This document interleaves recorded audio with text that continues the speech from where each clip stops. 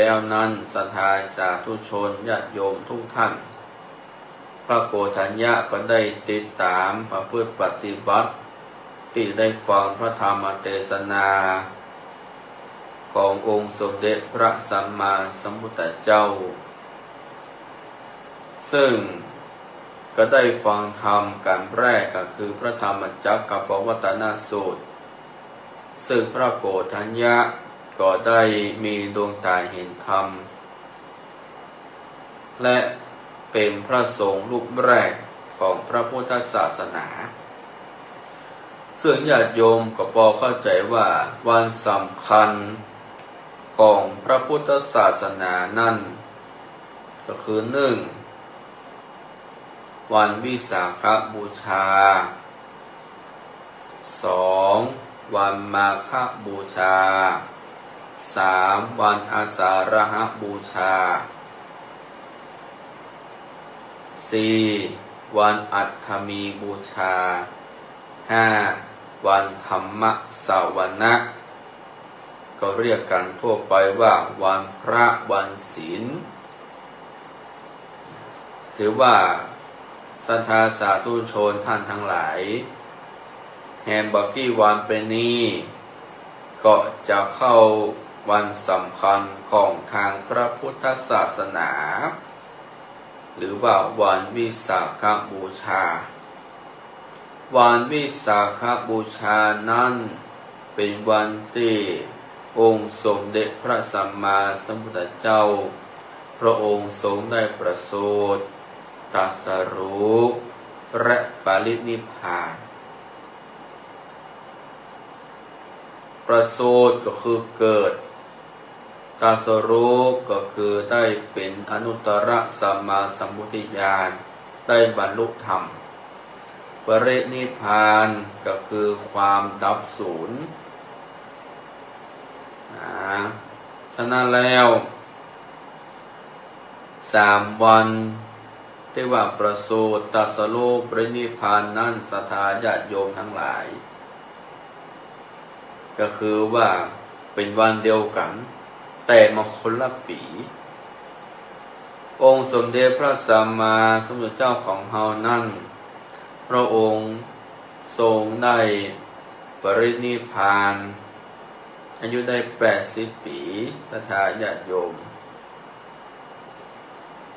อายุพระเจ้าของเราเนี่ย80ปีเท่านั้นนะฉะนั้นแล้วความเกิดแก่เจ็บตายก็ย่อมเป็นไปตามธรรมชาติและกฎเกณฑ์ของแต่ละคนฉะนั้นวันวิสาขบูชาเป็นวันสำคัญอย่างยิ่งของทางพระพุทธศาสนาซึ่งทุกครั้งทุกปีที่ผ่านมานั้นวันวิสาขบูชาก็จะตรงกับเดือน8เป็งหรือว่าวันขึ้น15ค่ำเดือน8เหนือบ้านเฮาแต่ปีนี้วันวิสาขบูชาไปตรงกับเดือน9เป็งเพราะว่าปีนี้มีเดือน10 2 หนนะถ้าเป็นทางภาคกลางจะเรียกว่าเดือน8 2 ครั้งเพราะว่าปีนี้เดือน10มี2 หนนั่นคือว่าญาติโยมทั้งหลายนะถ้าเดือน10บ้านเฮานั่นจะถือว่าเป็นวันที่พระสงฆ์จะต้องได้เข้าจำพรรษาแต่ว่าปีนี้จะเข้าจำพรรษา10ที่2เนอะญาติโยมวันพุธวันฮือนั่นก็จะเป็นวันวิสาขบูชาแล้วถัดจากวันวิสาขบูชาไปแล้วนั่นคือวันอันหยังก็คือวันอัฏฐมีบูชาวันอัฏฐมีบูชานั่นเป็นวันที่ถวายพระเพลิงพุทธสรีระของพระพุทธเจ้าของเฮาเนี่ยสถานญาติโยมจะตรงกับแฮม8 ค่ำถ้าเป็นตามทุกครั้งนั้นก็จะตรงกับเดือน8แฮม8 ค่ แต่ปีนี้ตรงกับเดือน8แฮม8ค่ำเดือน9เหนือฉะนั้นแล้วอันนี้ถือว่าเป็นวันสำคัญของทางพระพุทธศาสนาที่ญาติโยมพอเข้าใจความกันไปแล้วโดยเฉพาะวันสำคัญของทางพระพุทธศาสนาก็คือวันธรรมสวนะบ้านเฮาก็ฮ้องกันทั่วไปว่าวันพระวันศีลวันพระวันศีลนั่นจะเป็นศีลน้อยศีลใหญ่ก็ดีญาติโยมทั้งหลายจะเป็นศีลเดือน8แฮม8ค่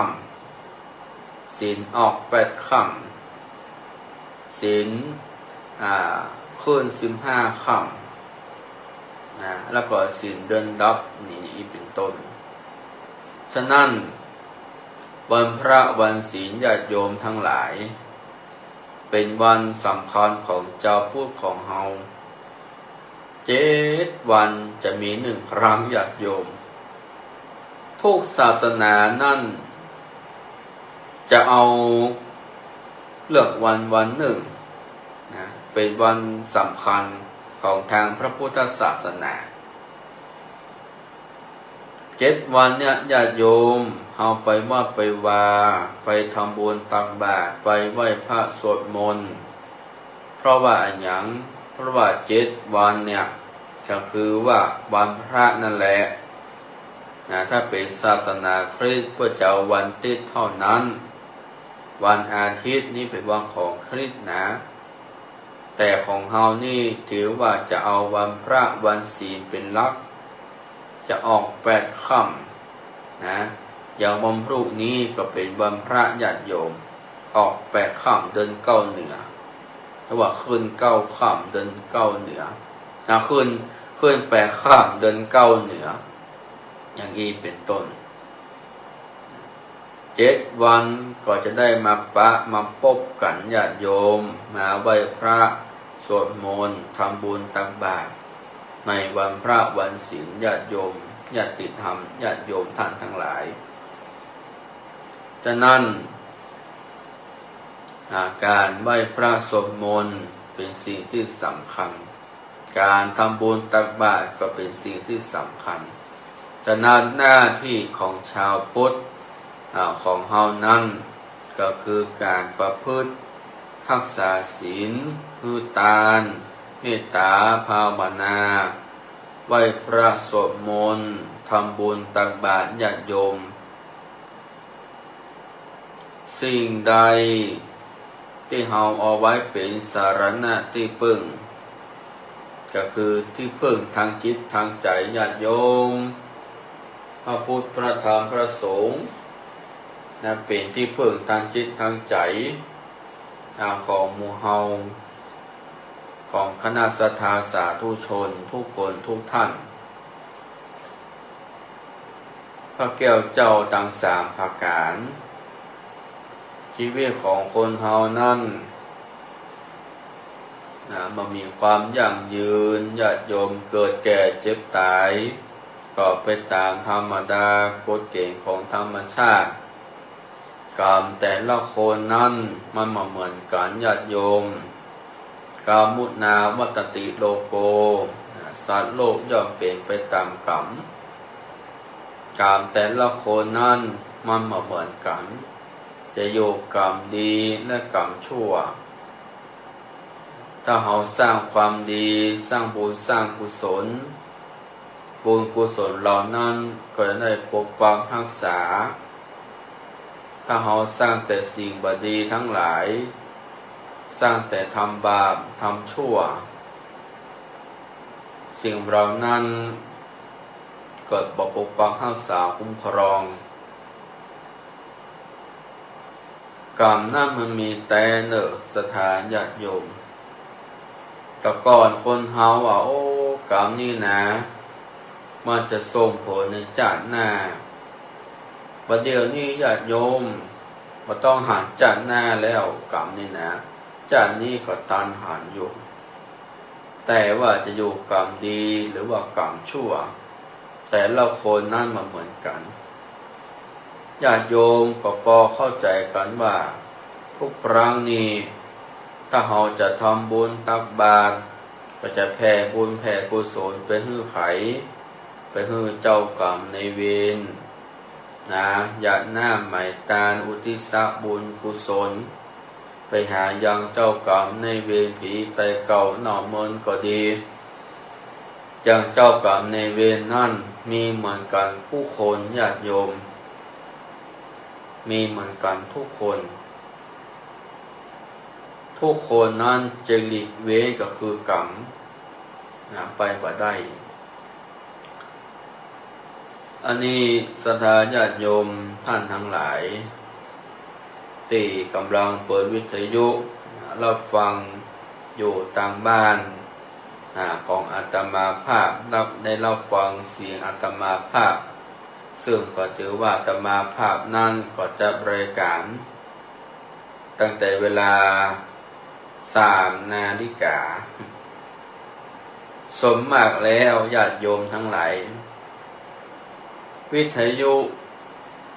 สมมากแล้วจะเป็นผู้สูงอายุฟังกันแล้วก็จะเป็นป้นห้องว่าจะมีวัยกลางคนพ่อแม่พี่น้องศรัทธาก็จะเปิดวิทยุฟังกันประเดี๋ยวนี้สื่อสารเทคโนโลยีมันหลากหลายมีหลายประการหลายประเภทโดยเฉพาะญาติโยมคนเฒ่าคนแก่นี่ถ้าใจเปิดโทรศัพท์นี่เปิดมันได้ละสมาร์ทโฟนนี่นะอาตมาภาพนี่แต่ก่อนนี่ประจำรายการวิทยุต้องนั่งรถไปจัดบริการถึงตีเนอะสถานญาติโยมเมื่อก่อนอาตมาภาพได้จัดบริการ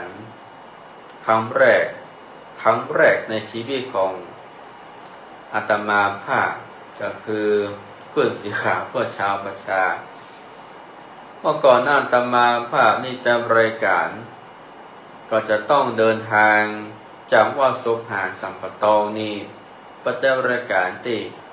วัดปากทางเจริญหรือว่าและขอวัดพระธาตุเลยน้อยอำเภอเลยหลอกซึ่งระยะทางไปกว่า10 กว่ากิโลเกือบ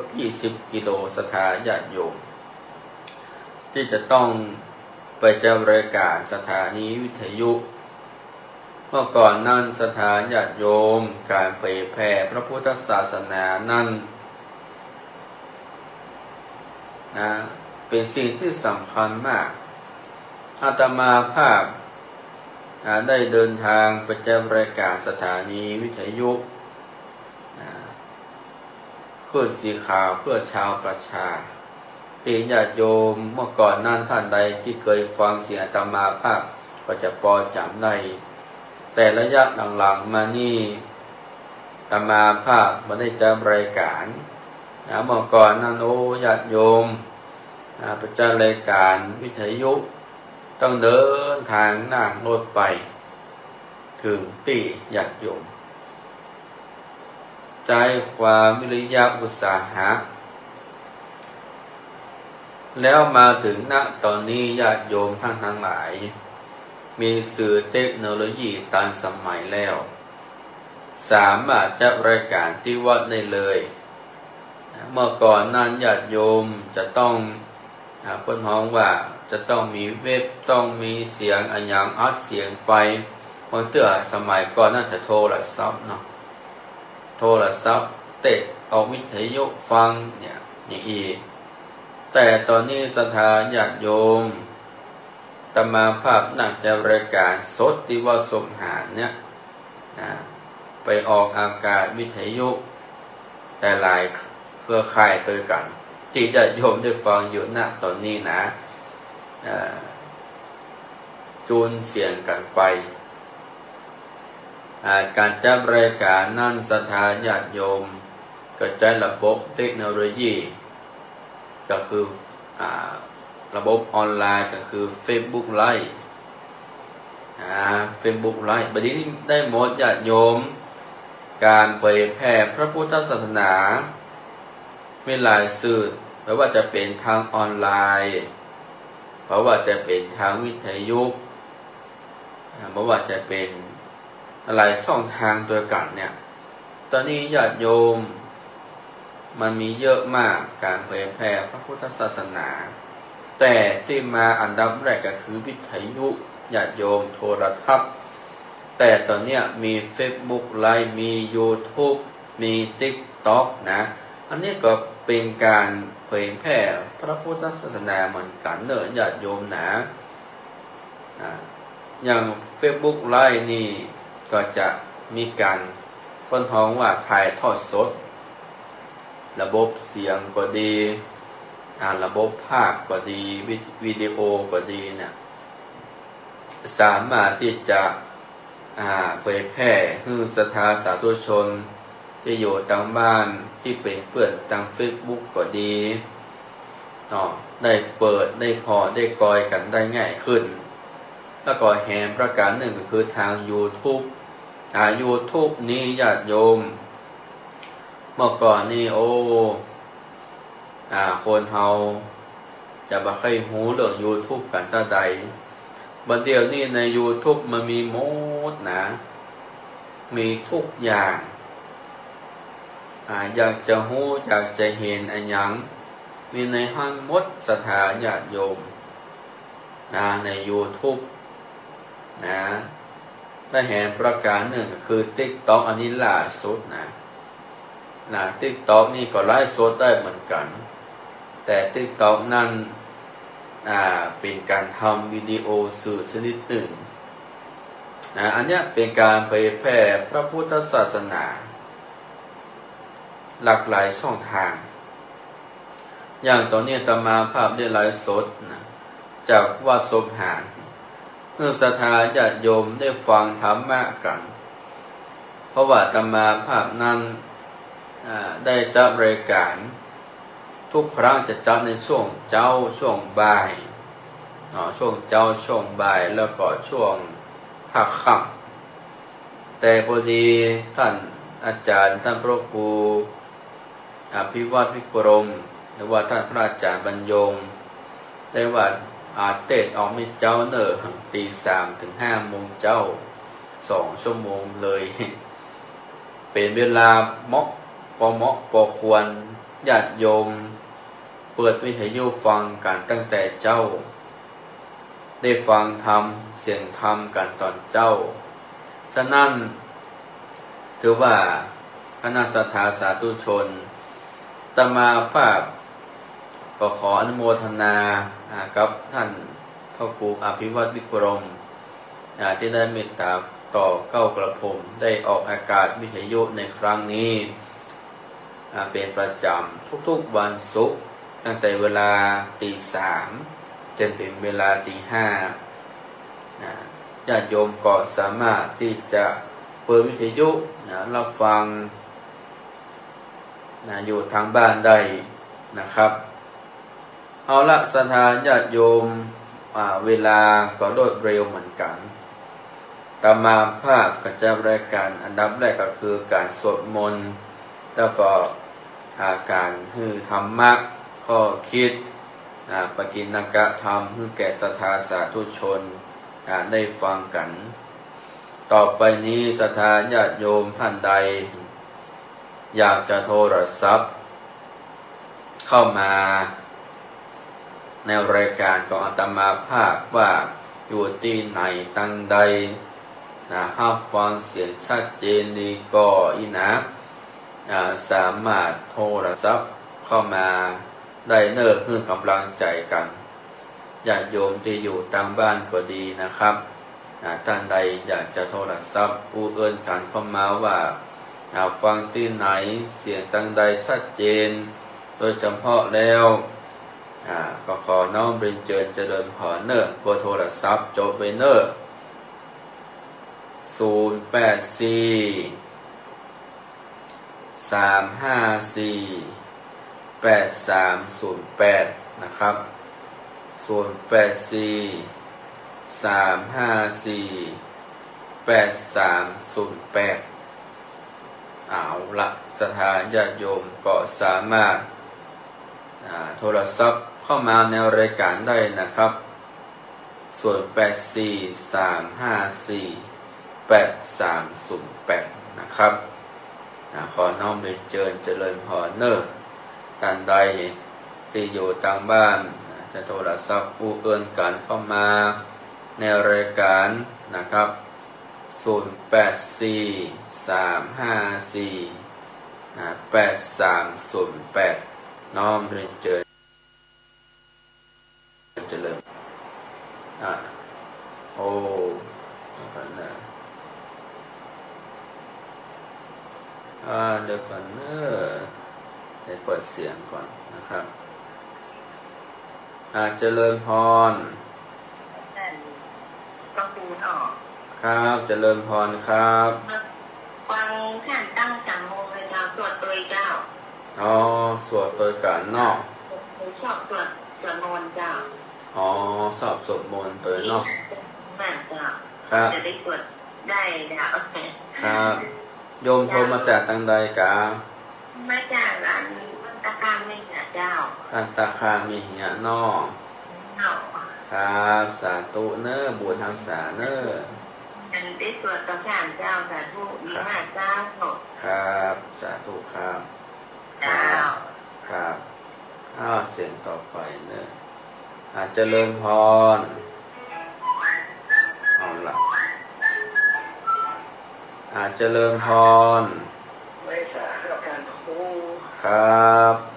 ที่เปิดเสร็จมันอะไรมาจากนั้นครับนี่ครับโยมโทรจากทางใดหา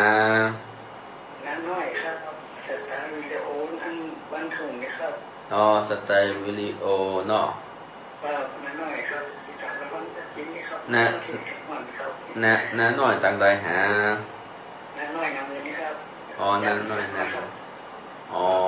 สาธุครับครับครับที่เจ้าข้าเพจถึงวันที่เน่าอิสระประโยชน์นะครับครับสาธุเนอนะครับก็สนเลยเจ้านะครับนอกนะครับครูครับสาธุปู่ทักษะครับครับแต่จะพูดนะครับขอพูดอย่างนี้ไม่คิดว่ามีลมชื่อใส่เกี่ยวกับความต่อไปครับในเราครูครับสาธุครับครับต่อไปเนอะเจริญพรเจ้าวัสาเจ้าครับโทรมาจากทางใดหาอยู่บ้านอยู่ตำบลแก่ซ้อนอำเภอลำปางเจ้าลำปางเนาะเจ้าครับถึงวันเจ้าคุณตัวถือองค์เจ้าครับฟังถึงวันเนาะเจ้านี่แล้วเจ้าผ่านเอาวันนั้นนี่มาประชาชนมนมาที่จะได้เข้าใจขึ้นนะครับเจ้าดีเดียวเจ้าดีหลับมากเลยเจ้าครับสาธุเนอโยมเนอเจ้าจะติดตามตลอดแหละครับสาธุครับเจ้าเจ้ามาศึกษาเจ้าครับผมครับสายต่อไปเนาะเจริญพรเจริญพรครับโยมพอจัดตั้งได้หาได้พรล่องแดงสร้างกำแพงเนาะครับวันจะไม่เปิดหรือเนี่ยครับชัดเจนดีเนาะโยมเนาะตอนฟังเนี่ยครับครับผมเนาะบนทักษะเนี่ยโยมเนอะชัดเจนดีแล้วก็ดีครับผมครับเจริญพรครับสายต่อไปเนาะเจริญพรเจริญพรไม่สารครับครูครับเจริญพรครับผมมาจากทางใดหาเจดีย์สามยอดท่านเจดีย์สามยอดขอบุญการเจดีย์สามยอดครับฟังตลอดนั่นเนอะฟังอยู่เนาะดีใจที่ท่านได้มาครับครับอันโมทนาเนี่ยโยมเนี่ยกันครับครับกำลังใจนะท่านเนอะสาธุบุญทักษะครับไว้สาค ครับเจริญพรเนาะครับครับต่อไปเนอะเสียงต่อไปเจริญพรเจริญพรนมัสการค่ะเจริญพรครับจากพิจารณาหนองหานสันทรายค่ะโอ้บางท่านก็คือตั้งแต่สวดมนต์นะคะบทไหนสวดได้ก็สวดไปด้วยค่ะอ๋อครับครับฟังวัดไฟหินค่ะชัดเจนดีค่ะวัดไฟหินชัดเจนดีเนาะค่ะครับบททักษะครับค่ะนมัสการค่ะครับเจริญพรครับเจริญพรท่านพระครูครับท่านพระเจ้าครับทุกสถานีวัดพระบาทอุดมเจ้าโอ้ฝางคุณเหนือครับสมุนเจ้าอ๋อครับครับบนเจ้าวัดจันทร์เจ้ากำลังใจเจ้าครับครับผมครับเจ้าวัดจันทร์เจ้าครับเจริญพรครับต่อไปนะเจริญพรครับโทรมาจากทางใดฟังจากหมู่11ควงกอจอมตองเจ้าโอ้เป็นน้องบ้านจอมตองเนาะ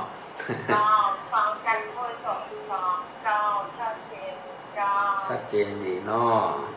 เจ้าฟังตั้ง4 3นะเจ้าโอ้โหสาธุนายมเนอะครับบวชทักษะครับ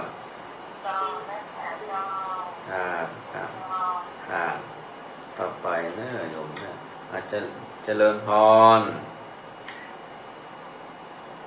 เจริญพรเนอะเจริญพรสายตู้ไหว้แสนเจ้าท่านเจ้าครับฟังอยู่จอมตองเจ้าอยู่จอมตองเนาะชัดเจนดีก่อนชัดเจนในเจ้าห้วยตองสับเจ้าห้วยตองสับเนาะเจ้าสาธุเจ้าฟังอยู่ไหว้ด้วยเจ้าโอ้บวชทักษะเนอะโยมเนอะเจ้าม่วนอกม่วนใจดีเจ้าครับอยู่น้ำลาดจอมตองเจ้าโอ้น้ำลับเนาะเจ้าครับสาธุเจ้าครับบวชทักษะครับครับเสียงต่อไปเจริญพรกราบไหว้พระเจ้าท่านพระครูครับโทรมาจากทางใดฮะอยู่แม่อยู่บ้านอุโมงค์หลับปูนนี่เนอะโอ้หลับปูนเนาะฟังท่านอยู่เนอะให้กำลังใจท่านด้วยเนอะครับครับครับสาธุนโยมเนอะครับสาธุเจ้าครับบวชทักษะครับครับเจริญพรญาติโยมพอดีว่ามีหลายสายเข้ามาเนาะตามมาภาพมาเตื้อก็ใส่ซ้อนเนาะใส่ฮับปัตตันเอาละตอนที่สายว่างนั้นเนอะท่านใดจะโทรศัพท์เข้ามาเอิญกันในรายการเสียงธรรมก็เจริญพร084 354 8308ได้นะครับเจริญพรมาจากการทักเสียงครับโทรมาจากทางใดโยมฟังเชียงใหม่ครับเราแฝงเชียงใหม่นอสายพระบาทอุดมครับวัดพระบาทอุดมนะครับท่านอาจารย์พระบาทพระครูสุจิการนุราครับโอ้ครับของพ่ออำเภอฝางเนาะครับชัดเจนดีอาจารย์เสียงชัดเจนดีนะครับครับผมว่าว่างไปทางสมตองจะแวะหาครับสงการนอกครับครับได้ครับเจริญพรนายโยมเนอประการครับครับครับครับครับโอ้อนุโมทนากับสถานญาติโยมโทรหลายที่หลายต่างตัวกันเพราะว่าจะเป็นพี่น้องต่างลำปางเนาะต่างลำพูนต่างอำเภอฝางเนาะต่างจอมตองเลยรออย่างบ้านเฮาต่อไปใส่ต่อมาเนอะเจริญพรครับเจริญพรครับจังหวัดสวรรค์เจ้าไม่สวรรค์ไม่วางนี้เนาะผมเห็นตัวฟองมันที่กบตรงขันอ๋อยมไปฟังเตือนเนาะครับครับแล้วก็คุณชื่อเก่งกว่ากันไม่ละครับโยมครับ เคยฟังนะเจ้าเคยฟังแล้วเนาะครับครับบวนทักษะเนอโยมเนอครับเจริญพรครับ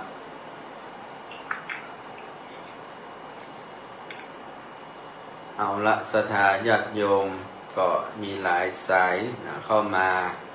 ในรายการในตอนเจ้าของวันนี้อาตมาภาพก็ได้จัดรายการตั้งแต่เวลา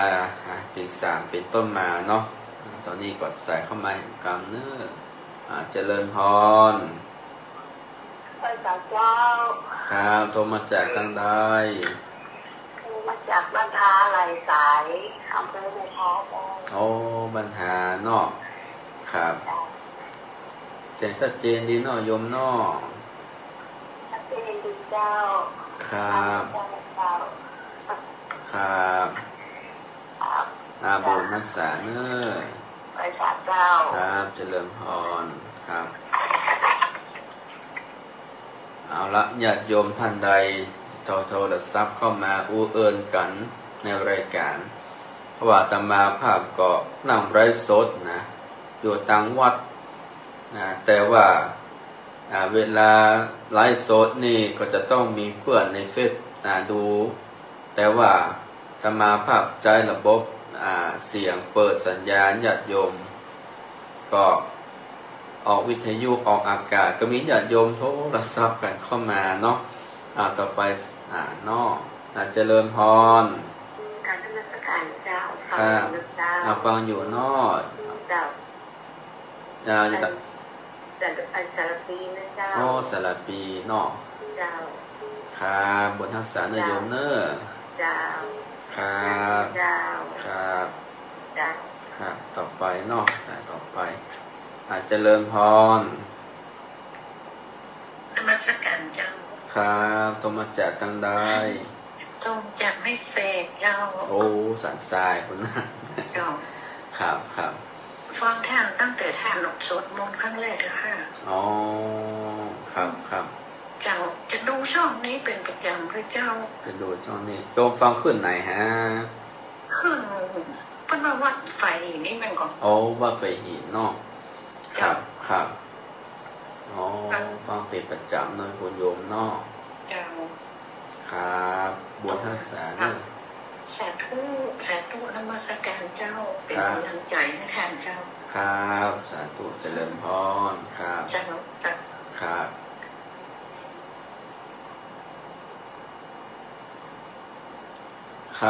ก็ต้องขออนุโมทนากับคณะศรัทธาสาธุชนที่ได้โทรศัพท์อู้เอิญกันเข้ามาในรายการ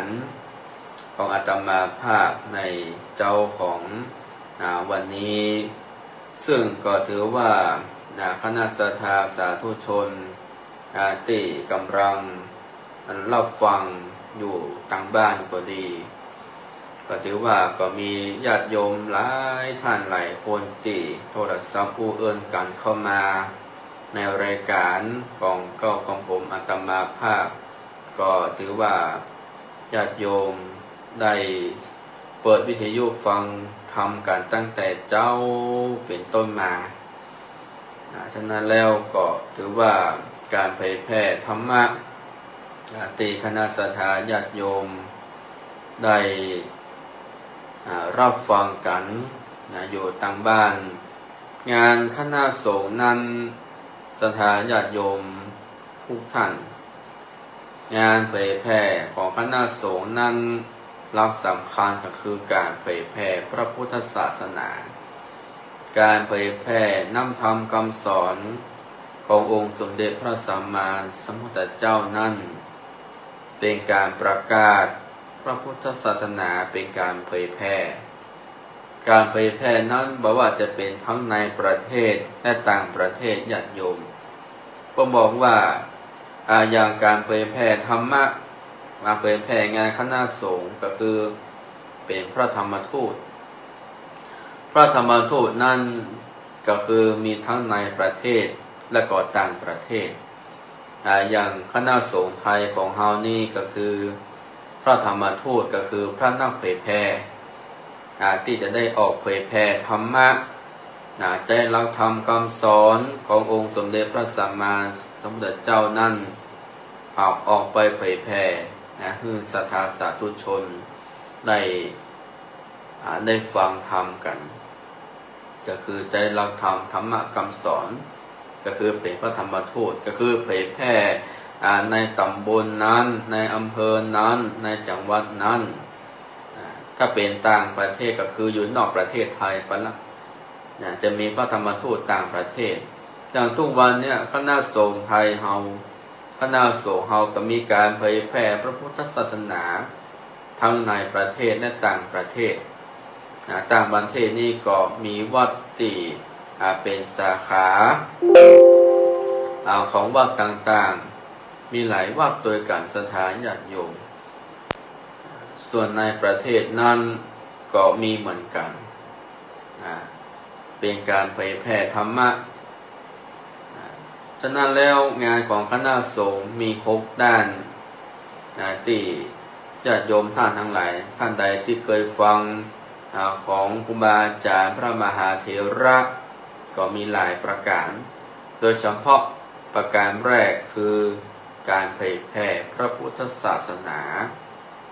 การเผยแพร่พุทธศาสนานั่นก็คือใจ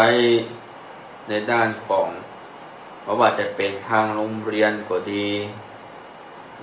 ว่าจะเป็นทางราชการเป็นทางวัดทางบ้านทางสื่อสารทางออนไลน์ก็ดีนี่คือเป็นการเผยแพร่พระพุทธศาสนาและหลักประการสำคัญของงานคณะสงฆ์ก็คือด้านสาธารณสงเคราะห์สาธารณสงเคราะห์นี่ก็เป็นการช่วยเหลือเป็นการช่วยเหลือผู้ที่ได้รับความเดือดร้อนประสบภัยอย่างทุกวันนี้คณะสงฆ์เฮาทำงานการด้านสาธารณสงเคราะห์ก็ดีศรัทธาญาติโยมหลายฝ่ายซึ่งงาน6ด้านสำคัญก็คือ1การปกครอง2การเผยแพร่3การศึกษาสงเคราะห์4สาธารณสงเคราะห์5สาธารณูปการอันนี้อยู่ในงานของคณะสงฆ์ทั้งสิ้นและตอนนี้งานของคณะสงฆ์ก็เพิ่มมาญาติโยมก็คือพระกีฬานุปถากนี่คือพระอาสาสมัครส่งเสริมสุขภาพประจำวัดแล้วก็เพิ่มขึ้นมาแหมก็คือพระวิญญาธิการหรือว่าตำรวจพระ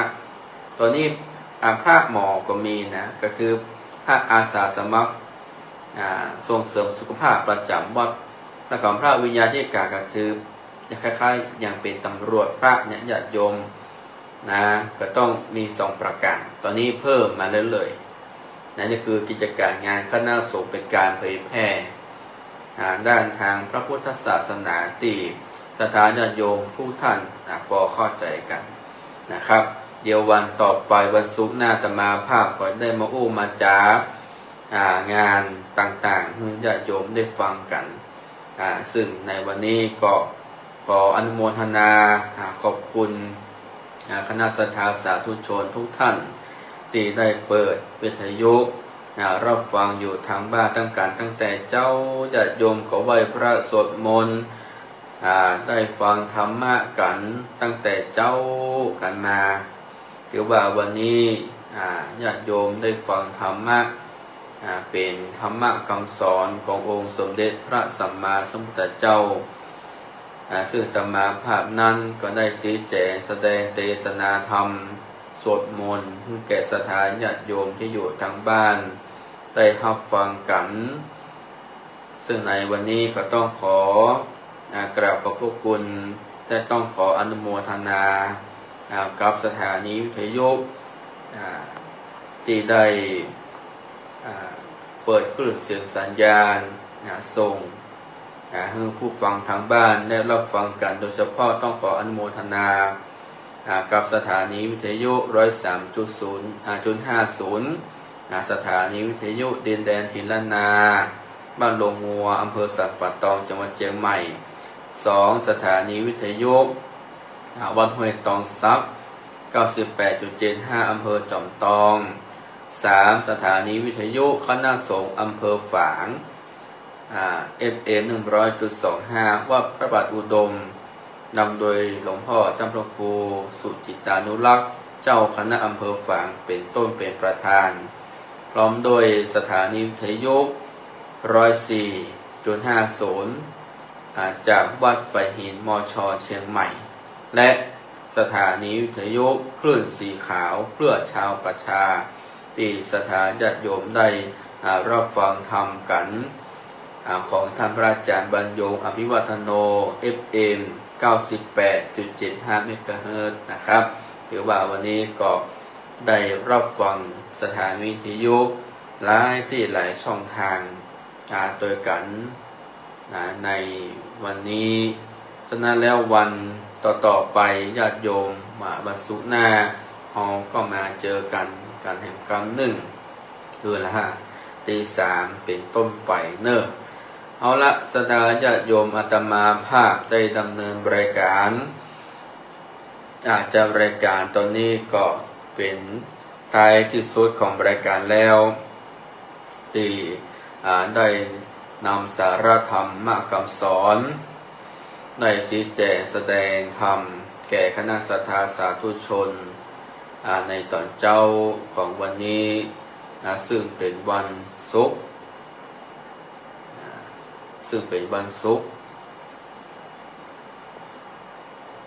ที่ได้นำรายการมาพบปะกับคณะศรัทธาสาธุชนวันศุกร์ที่26เดือนพฤษภาคมปีพุทธศักราช 2566 ในปีนี้นะครับครับขออำนาจแห่งคุณพระศรีรัตนตรัยและสิ่งศักดิ์สิทธิ์ทั้งหลายจงปกปักรักษาคุ้มครองศรัทธาสาธุชนทุกคนทุกท่านมีแต่ความสุขความเจริญไปด้วยอายุวันนะสุขภระปฏิภาธนสารสมบัติเกี่ยวสิ่งหนึ่งสิ่งใดก็ผู้ใดสมมาปรารถนาตลอดกาลคือมีแต่ความสุขกายสบายใจคือมีแต่ความร่ำรวยเงินทองอยู่ดีมีสุขเหมือนกันทุกคนทุกตนทุกองค์ในโอกาสนี้ก็ขอกราบถวายความเคารพและก็ต้องขอเจริญพรจราปิทุกขาव्याधि पि दुःखा मरणम्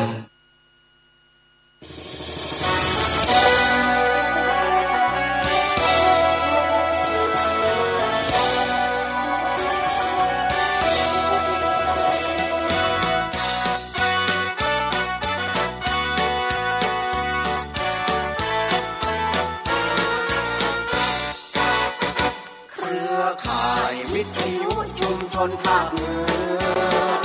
เกิดขึ้นเพื่อประชาชนชุมชนทั่วไป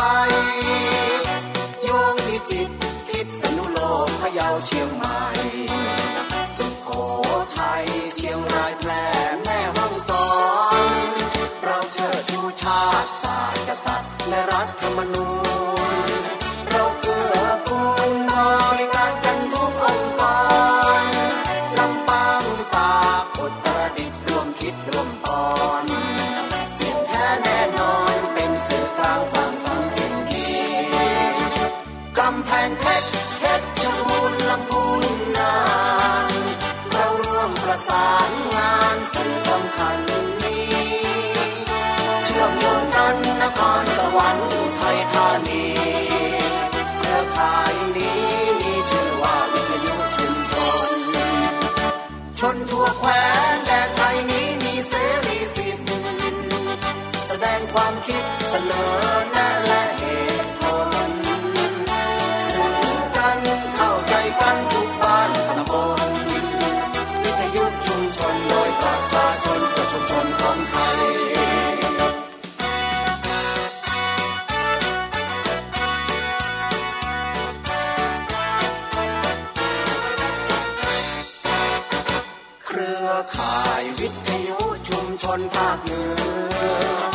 เกิดขึ้นเพื่อประชาชนชุมชนทั่วไปโยงพิจิตรพิษณุโลกพะเยาเชียงใหม่สุโขทัยเชียงรายแพร่แม่ฮ่องสอนเราเชิดชูชาติศาสตร์กษัตริย์และรัฐธรรมนูญเราเกื้อกูลบริการกันทุกองค์กรลำปางตากอุตรดิตถ์ร่วมคิดร่วมตอนเก่งแท้แน่นอนเป็นสื่อกลางสร้างสรรค์สิ่งดีกำแพงเพชรชรบูรณ์ลำพูนน่านเราร่วมประสานงานสื่อสำคัญนี้เชื่อมโยงกันนครสวรรค์ไทยธานีเครือข่ายนี้มีชื่อว่าวิทยุชุมชนชนทั่วแคว้นแดนไทยนี้มีเสรีสิทธิ์แสดงความคิดเสนอแนะและเหตุผลสื่อถึงกันเข้าใจกันทุกบ้านตำบล